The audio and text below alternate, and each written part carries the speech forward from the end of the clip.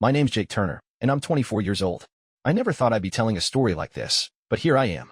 It all started about 3 months ago when my folks decided I wasn't worth keeping around anymore. They kicked me out of the house I'd lived in my whole life. Also, my older sister, Lisa, and her new husband, Travis, could take over my bedroom. They didn't even have the decency to pack my stuff properly, just threw it into old trash bags and dumped it on the front lawn like it was garbage day. I'd just gotten home from a long shift at my dad's hardware store, where I'd been working my tail off for years. My feet were sore, my back ached, and all I wanted was to crash in my room. But when I walked through the door, there was Travis, hauling my stuff out like he owned the place. My sister Lisa was standing there, arms crossed, watching him with this smug little grin.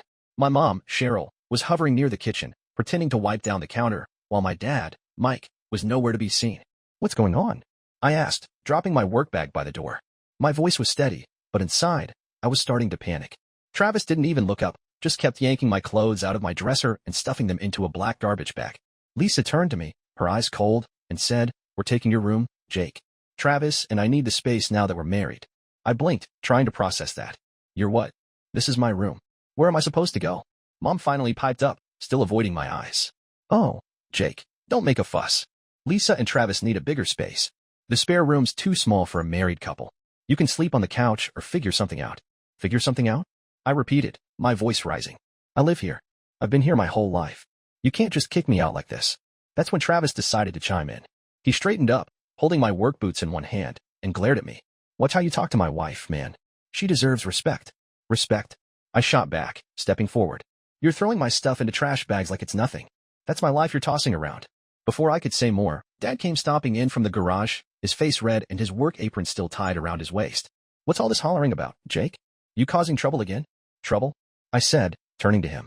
"I just got home from working 10 hours at your store, and I find them throwing my stuff out. No warning, no nothing. We told Lisa and Travis they could have your room last week," Mom said, like that made it all okay. "You're always at work anyway. We figured you wouldn't mind." I wanted to scream. I wasn't always at work, by choice. I was there because Dad's store would have fallen apart without me.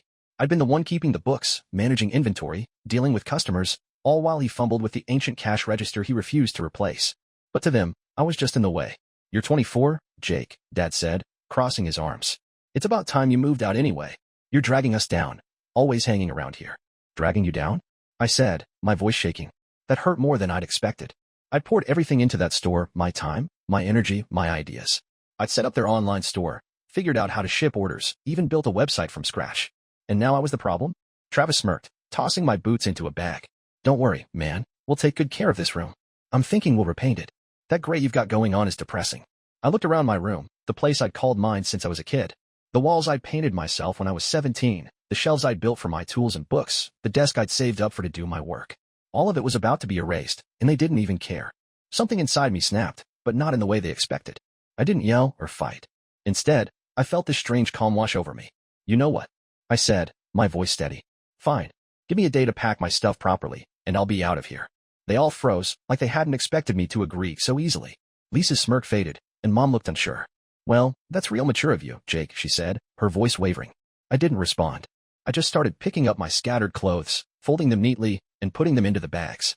I spent the next few hours packing everything, my tools, my books, my computer, while they hovered around, probably waiting for me to lose it. But I didn't. I stayed quiet, focused, making sure I took everything I'd paid for myself, including the desk and shelves I'd built. My buddy Ethan offered to let me crash at his place until I could figure things out. When I told him what happened, he was pissed, wanted to go over there and give them a piece of his mind. "Let me at him, Jake," he said. "They can't treat you like this." But I shook my head. "Nah, man," I told him. "I've got something better in mind." See, what my family didn't know was that I'd been preparing for something like this. Not exactly this, but I'd always had a feeling they'd turn on me eventually. I'd been saving money, building connections with Dad's customers, and learning every inch of that hardware store's operations. They thought I was just some grunt worker, but I was the one holding it all together. And now, they'd handed me everything I needed to walk away and leave them scrambling. I left the next day, my truck loaded up with my stuff. I didn't look back, didn't say goodbye. I just drove to Ethan's place, parked, and started planning my next move. They wanted to call me a burden? Fine. Let's see how they handle the burden of running that store without me. "Hey, it's Jake Turner again." So, it's been a couple of weeks since my folks kicked me out of the house to give my room to my sister Lisa and her new husband, Travis. I'm still crashing at my buddy Ethan's place, sleeping on his lumpy old couch, but it's better than being under the same roof as those backstabbers. A lot's happened since I walked out that door, and I've been keeping busy, real busy. Let me catch you up. First off, I didn't just sit around feeling sorry for myself.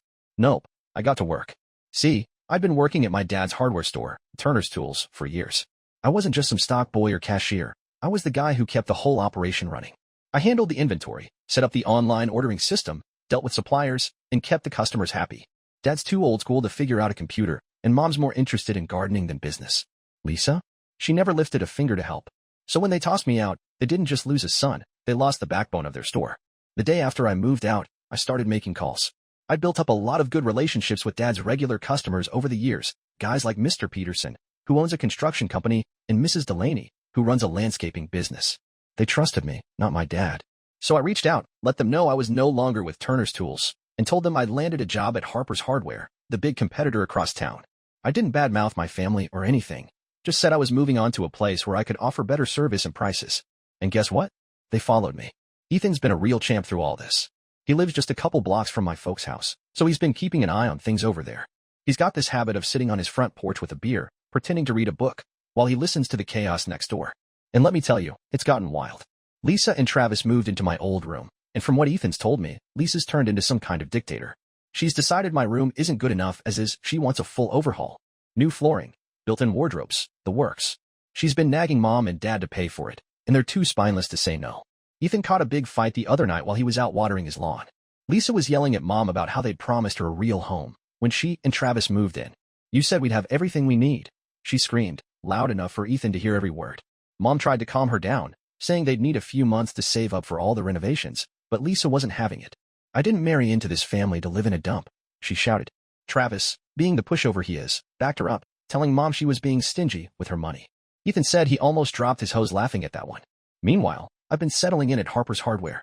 My new boss, Mr. Harper, is a straight shooter. He saw what I could do and gave me a shot. I've been using everything I learned at Dad's store to make a name for myself here. I know all the suppliers, all the pricing tricks, all the little things customers care about. Within a week, I convinced Mr. Peterson to switch his company's orders to Harper's. Mrs. Delaney came over too, after I helped her with a rush order Dad's store couldn't handle. Word spreading and more customers are jumping ship. Back at my folks' place, things are starting to crumble. Dad's been calling me every other day, leaving these long, rambling voicemails. Jake, it's your dad, he'll say, like I wouldn't recognize his voice. We need to talk, son. Things aren't going so great at the store. He never apologizes, though, just tries to guilt me into coming back. After all we've done for you, you're just gonna leave us high and dry, he said in one message. I didn't call him back. What's there to say? They threw me out like yesterday's trash, called me a burden. They don't get to play the family card now. Ethan says Lisa's renovation demands are hitting my folks hard. She's been ordering fancy stuff, custom cabinets, hardwood floors, and they've been dipping into their savings to pay for it. Mom's been complaining to her friends about how tight money's getting, but she still won't stand up to Lisa. Travis lost his job last week, too. He was working at an auto shop, but Lisa kept showing up during his shifts, whining about how he needed to be home with her. His boss gave him a few warnings, then finally let him go. Now he's picking up odd jobs, making half what he used to, while Lisa keeps spinning like they're millionaires. The best part? Dad's store is feeling the heat. Without me there to keep things running, orders are getting messed up, customers are complaining, and suppliers are getting antsy. Ethan overheard Dad yelling at Mom about how they can't keep up with the online orders anymore. I was the one who set that system up, and they never bothered to learn how it works. They're losing business left and right, and I'm just sitting back, watching it happen. I signed a lease for my own apartment yesterday. It's small, just a one-bedroom place downtown, but it's mine. No one's gonna throw my stuff out here. When I told Ethan, he grinned and slapped me on the back. You're killing it, man, he said. They're gonna regret messing with you. And he's right, they will. I'm not doing anything shady or illegal, just playing the game better than they ever could. They thought I was nothing, but I'm about to show them just how wrong they were. It's been about a month since my folks kicked me out of the house to hand my room over to my sister Lisa and her husband, Travis. I'm still crashing at Ethan's place, but I've got my new apartment lined up. I'll be moving in next week. Things have been moving fast, and the mess back at my family's place is starting to pile up like a junkyard after a storm. Let me fill you in on what's been going down. Work at Harper's Hardware has been a game changer for me. I've been busting my hump, using everything I know from my years at Dad's store to make a name for myself here. I've brought over more customers, big ones, too, like Mr. Callahan, who runs a plumbing outfit, and the guys from Dawson's Construction. They used to swear by Turner's Tools, but I showed them Harper's could beat Dad's prices and deliver faster. It's not about revenge, not really, just about doing my job better than they ever gave me credit for. But I'd be lying if I said it didn't feel good watching Dad's business take a hit. Ethan's been my eyes and ears, keeping me posted on the chaos next door. Lisa's gone full-on tyrant with her renovation plans. She's not just redoing my old room anymore, she's got her sights set on the whole house. Ethan says she's been ordering fancy light fixtures, tearing out perfectly good carpet for tile, and even talking about knocking down a wall to make the living room bigger. Mom's been trying to put the brakes on, telling her they can't afford it, but Lisa's not hearing it. You promised us a real home, she keeps yelling, according to Ethan. Travis just nods along like a puppy, too scared to stand up to her. The other night, Ethan caught a real show. He was out grilling burgers on his patio when the shouting started. Lisa was screaming at Dad about how the house was falling apart and how she deserved better. I didn't sign up to live in a shack, she hollered. Dad tried to argue back, saying they were stretched thin already, but Lisa wasn't having it. You're just cheap, she snapped. Ethan said Mom came out crying, begging them to stop, but Travis took Lisa's side, telling Dad he needed to step up for his family. Ethan nearly choked on his burger laughing at that one. Travis hasn't stepped up for anything since he lost his job.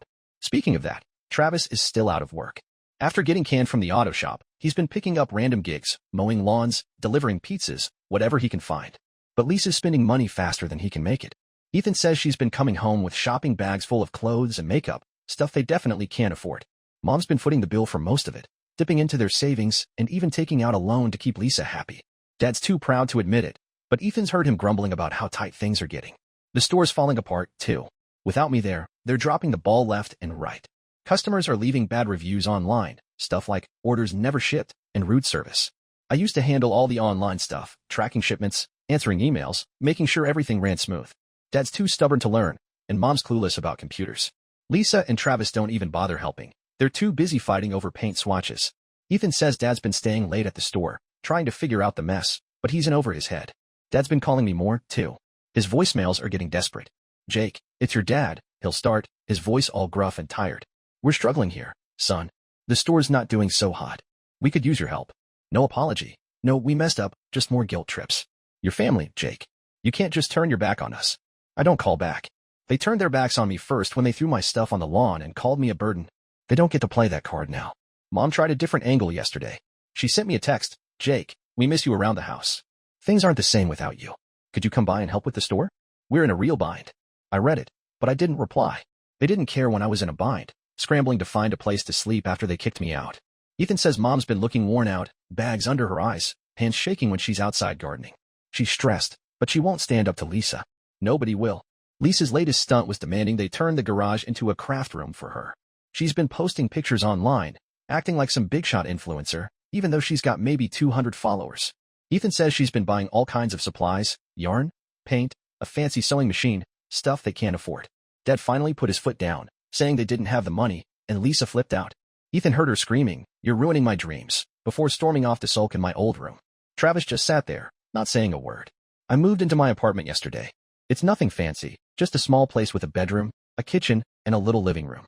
But it's mine, and that's what matters. I hauled my stuff in, set up my desk and shelves, and sat down with a cold beer to celebrate.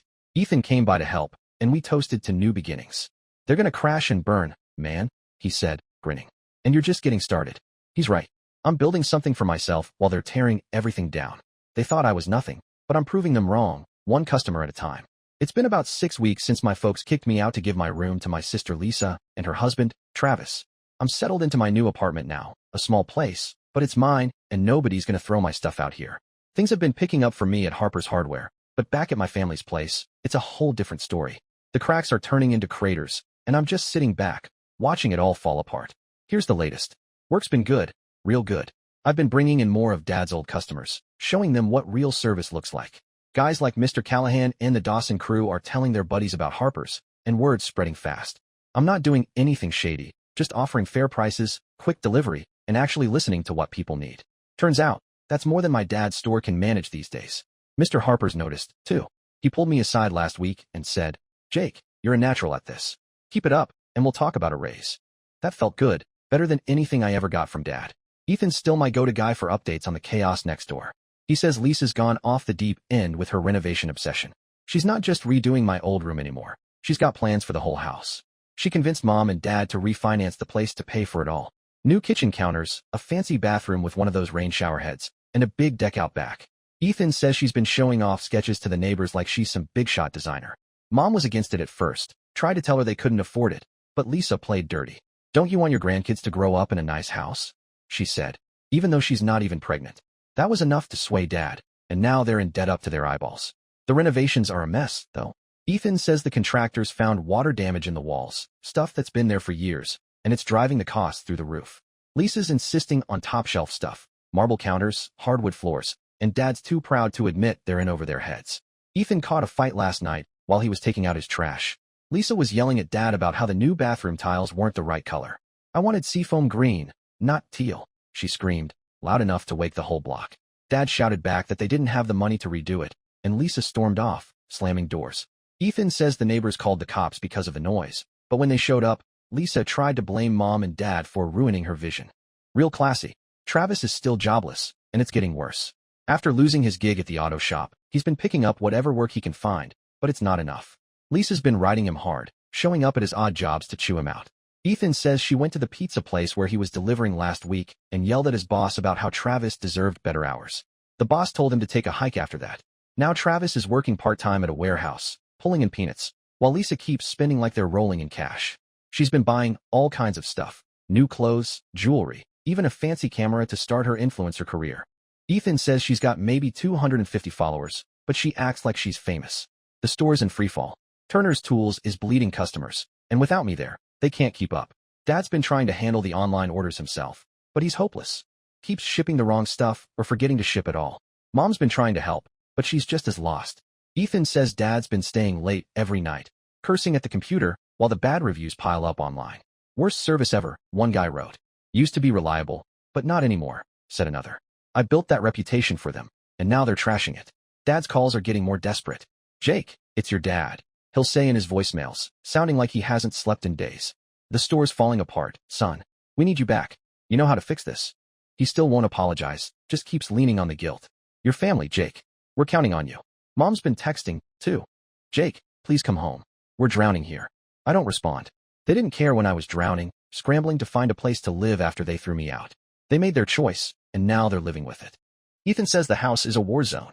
Lisa and Travis are fighting nonstop, about money, about the renovations, about everything. She's been blaming him for not making enough to finish her projects, and he's been snapping back that she's spending too much. Ethan heard her throw a lamp at him the other night, shattered it against the wall. The neighbors are starting to avoid them, tired of the constant drama. Mom's been losing sleep, and Dad's been drinking more. Ethan's seen him sitting in his truck in the driveway, staring at the house with a bottle in his hand. "I'm doing better than ever, though. My apartment's set up just how I like it. My desk in the corner, my tools on the shelves, a big TV I saved up for. I'm making good money at Harper's, and the customers I brought over are sticking around." Ethan came by last night with a couple beers, and we sat on my little balcony, looking out at the city. "You're winning, man," he said, clinking his bottle against mine. "They're falling apart, and you're building something solid." He's right. They thought I was nothing, but I'm proving them wrong every day. And the best part? I'm just getting started.